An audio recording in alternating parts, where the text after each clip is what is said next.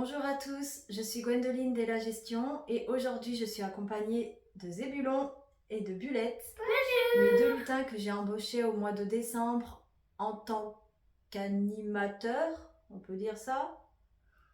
Bref, qui dit embauche, dit procédure d'embauche et c'est justement la question que nous allons aborder dans cette vidéo. Quelles sont les formalités lors de l'embauche d'un nouveau salarié ?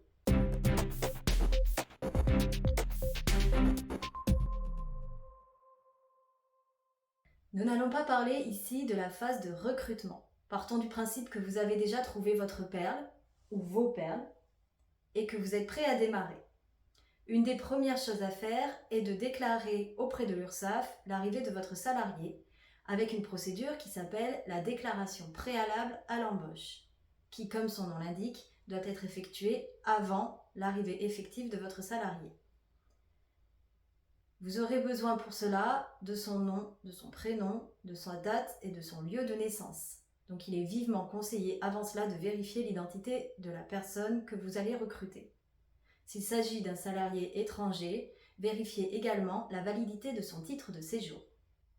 En parallèle de cette déclaration préalable à l'embauche, ou DPAE, vous devez bien évidemment rédiger un contrat de travail comportant plusieurs mentions obligatoires, telles que l'identité et l'adresse des parties, la nature du contrat, la fonction et qualification professionnelle, le lieu de travail, la durée de travail, le salaire, la durée de la période d'essai, congé payé, la convention collective, les délais de préavis en cas de rupture du contrat. Merci. Il peut y avoir également d'autres mentions obligatoires ou non en fonction de votre secteur d'activité ou du poste du salarié. Vous faites signer ce contrat et vous gardez chacun une copie.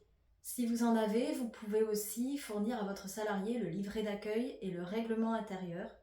Sachez que le règlement intérieur n'est pas obligatoire pour les entreprises de moins de 50 salariés, mais il est fortement conseillé parce qu'il permet de fixer par écrit les droits et les obligations de vos salariés au sein de l'entreprise. N'oubliez pas d'inscrire votre salarié sur votre registre unique du personnel, qui lui est obligatoire dès le premier salarié. Il peut être au format numérique ou papier. N'oubliez pas également d'indiquer sa date de sortie lorsque votre salarié quittera votre entreprise. Vous devez penser aussi à affilier vos salariés aux différents organismes sociaux. La plupart se fait maintenant automatiquement via la DPAE ou le premier bulletin, mais n'oubliez pas la mutuelle. Vous devrez fournir à votre salarié une notice d'information ainsi que le bulletin d'adhésion que vous transmettrez à votre mutuelle une fois qu'il sera complété et signé.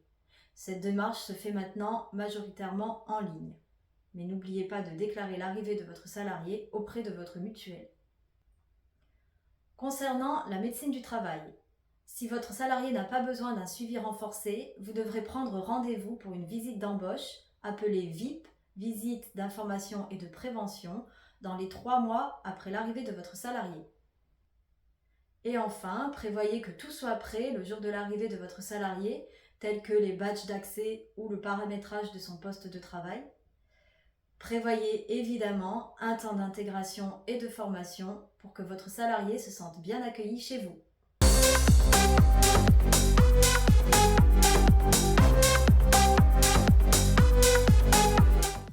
Pour finir, que faut-il faire de plus lorsqu'il s'agit de votre premier salarié ? Vous vous en doutez, cela demande un petit peu plus de travail. La première chose à faire est de déterminer de quelle convention collective dépend votre entreprise. Ensuite, grâce à la DPAE, l'ouverture de votre compte employeur auprès de l'URSSAF se fera automatiquement. L'adhésion à la caisse de retraite de votre branche sera elle aussi automatique avec le premier bulletin. En revanche, c'est à vous de mettre en place les contrats collectifs prévoyance et santé pour votre entreprise. Prévoyez aussi dès le projet de recrutement qui éditera vos bulletins et fera vos déclarations mensuelles. Ensuite, vous devrez rédiger un document unique d'évaluation des risques professionnels, DUERP, ou document unique. Il est obligatoire dès le premier salarié. Sur ce sujet, vous pouvez être accompagné par votre médecine du travail. Bref, vous l'aurez compris, l'embauche d'un salarié est très réglementée et j'espère que je ne vous ai pas fait peur. Si vous n'êtes pas à l'aise avec ça, n'hésitez pas à vous faire accompagner. J'espère que cette vidéo vous aura été utile. Si vous avez d'autres questions, n'hésitez pas à me laisser des commentaires. Et je vous dis à bientôt. Ça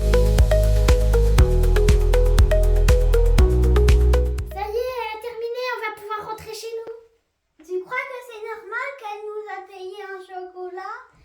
Mais c'est pas grave, de toute façon, on reviendra l'année prochaine.